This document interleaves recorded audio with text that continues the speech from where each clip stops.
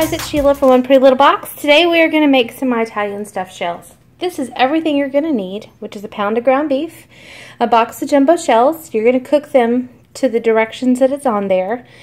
I think I have a 32-ounce container of ricotta cheese, Parmesan, marinara, some garlic salt, and Italian seasoning, and an onion. And I'll use fresh garlic as well, as you'll see.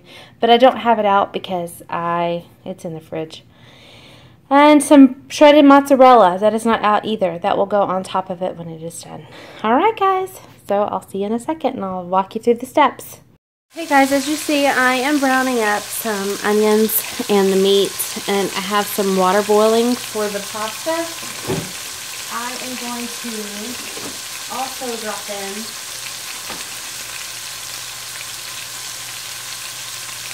a good squeeze or two of garlic. I am really bad about not measuring, and that is a lot of garlic, but it is Italian food heat. So while this is browning and getting all good and gushy and the water's boiling, I'm going to mix up the ricotta cheese. I did forget to show you also, I'm going to add about 2 eggs. I'll see what it looks like. I may add a third, but for sure 2. So if you'll hang on a second, I will swing the camera over and you guys can watch me mix that together. Okay, I want to make sure it was in focus. So this is my container of ricotta. I'm going to put in, I'm eyeballing. You guys are going to have to just understand. This is about, and usually I use the real shredded parm, but I forgot to get it at the store. So that's a third. Oh, that's going to be good. And I'm just going to shake in some garlic salt. Again, we like garlic. And this is one of my favorites. It's Lowry's garlic salt, but it has parsley in it. And I usually use a packet of Italian seasoning for dressing, but I don't have any, so I'm going to throw in some Italian seasoning. That's probably about ½ teaspoon, maybe a full teaspoon. And some black pepper.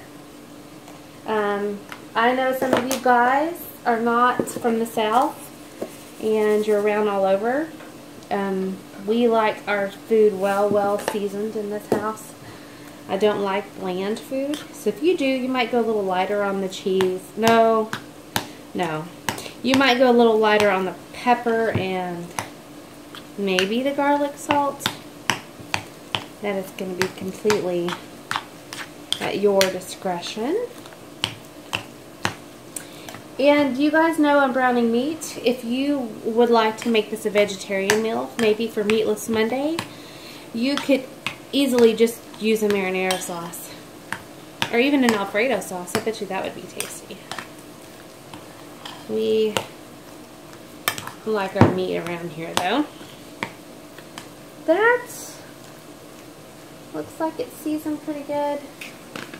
Let me taste for salt, guys.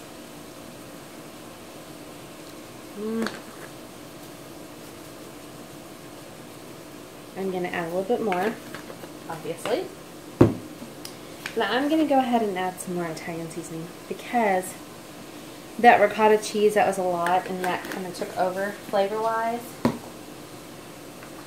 So probably a good teaspoon, if not 2 teaspoons of Italian seasoning. Again, I don't usually use this. I usually use a packet of the Zesty Italian dressing mix, the powder, and I like it and this really well.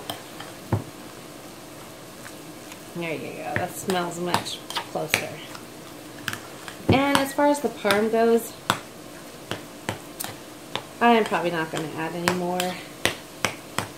That is good. So now I'm going to crack in 2 eggs.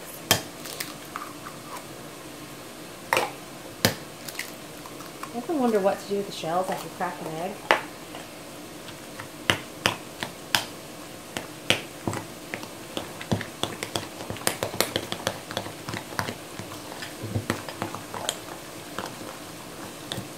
Oh yeah, 2 will be fine. I was thinking about 3, but I think this is going to be perfect.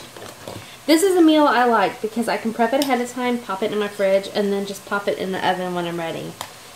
Knowing I get off early in the afternoons, I don't have to prep too many meals ahead of time, which is nice. This could be something I do on a football night. This week I happen to be doing chili and hot dogs. So that's, the chili will cook all day in the crock pot, and there you go. Alright, so that is ready for when we go to stuff the shells. And now I'm going to check on this meat mixture. You see it is almost done. And I am still waiting on this water to boil. So the good thing is, besides stuffing the shells, you're just about done.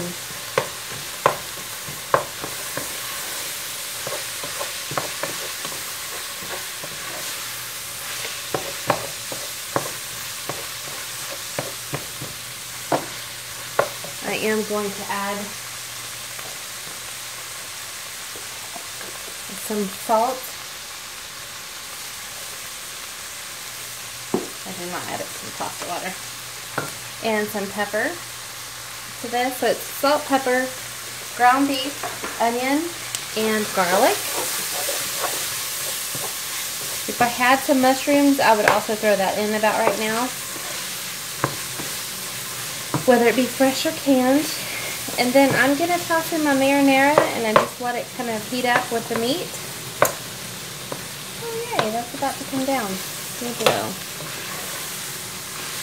Hear it.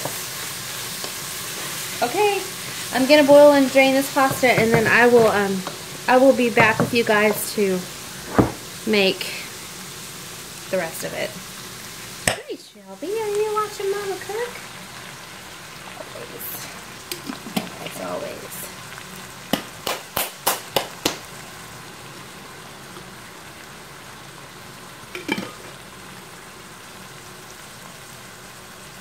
Alright, I'll be back in a few. I just wanted to show you guys, I did not use all the shells in the box. I left a handful in there. I know from doing these before, I cannot use a whole box. I might probably could with that much cheese mixture. And I'll probably just ditch what I don't use. But my pan will be full, so you'll see. If you guys watched my enchilada shells, taco shells that I did, my stuffed taco shells, that this is the same theory, it's just an Italian spin on it. Alright, now for the finishing process. Right here you guys are going to see the noodles. I have drained them, I have separated them. They like to clump together. They are not 100% done, I will tell you that. Please know that they will finish cooking in the oven. But, so they're going to feel like, oh my goodness, it's not finished. Is it going to be okay? And I promise you it will. So those cooked for 10 minutes. I drained them. I kind of rinsed them a little bit with cold water, just kind of cool them off because I knew I had to touch them and separate them. So now I'm going to stuff them with the cheese, and I'm going to put some of the meat sauce on the bottom first. And then after they're all stuffed and in the pan, the rest of the meat sauce goes on top, and it'll be topped with shredded cheese and some more Parmesan, and ta-da, you're done. So, I'm going to pull out, I'm going to spray this too, just because sometimes the noodles like to kind of give you a little Monday issue, even though it's not Monday today. So I'm going to put this on the bottom. I'll put a little bit more, and you'll see that that is going to leave me plenty to cover the top. Again, you do not have to use meat in your sauce. It is just something we prefer. Do for your family, as you probably always do. So you're going to take this. This was my cheese mixture you guys saw me mix up. I'm going to put a healthy dose of that into here. You see that's pretty full? And it will just go, we'll go this way. These are pretty good to the touch, so I'm not going to burn myself. It doesn't take long for them to cool off enough to touch.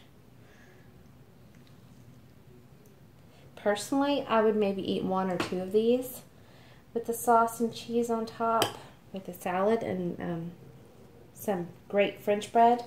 I, however, am doing some Red Lobster garlic cheddar biscuits. I have it on hand. It's a family favorite, and I did not take the time to do the rolls because I was making this video for you guys. This, I think, is only my second or third. I think it's my third cook with me video. Do you guys like cooking videos from just regular people kitchens? Not a fancy dancy showroom floor kitchen, studio kitchen. As you can see, I'm probably going to use every bit of this cheese. I didn't think I was gonna. It's been a while since I made this for my family. I've been pulling out some of those good tried and true ones. Tends to be the fall school year time that I do a lot of these kind of casseroles and such, just because of time wise. I'm going to continue to stuff these guys, and when I am finished and they're all full and my pan is full, I will come back and layer it and finish it up for you. So, if you will hang on a second, I'll be back in a flash. Alright guys, and I have decided that instead of garlic cheddar biscuits, I'm going to use the same garlic biscuit mix, but instead of putting cheddar, I'm going to add some mozzarella into there because I'm not going to need this full 8 ounces. You're going to see it goes quite a bit with this much cheese. You kind of, it makes it leaving it,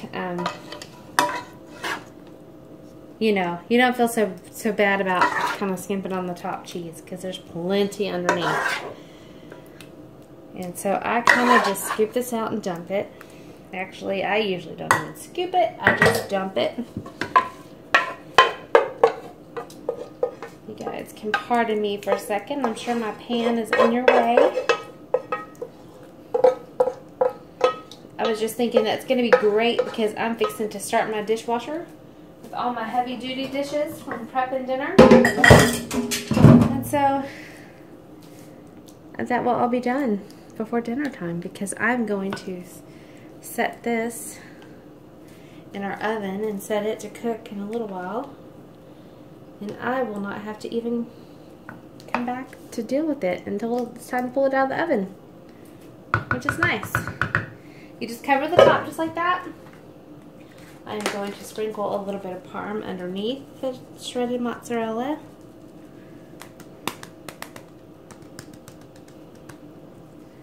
Just going to kind of give that kick. Sometimes I throw the parm in my sauce, sometimes I don't.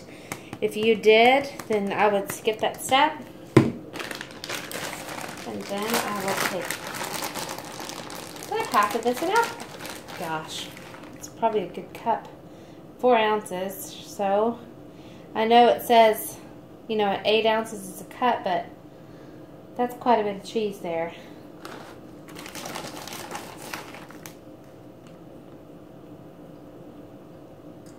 And this is just a regular 9x13 dish, like a lasagna pan, you're wondering. And that's that. So now I will just cover this with foil. I'll stick it in my oven. You're going to bake it at 375 for about 30 minutes or so. It'll get all nice, hot and bubbly, ooey gooey and cheesy. And you'll pull it out and then it will be ready to serve. I will show you a picture at the end of what it looks like when I pull it out of the oven.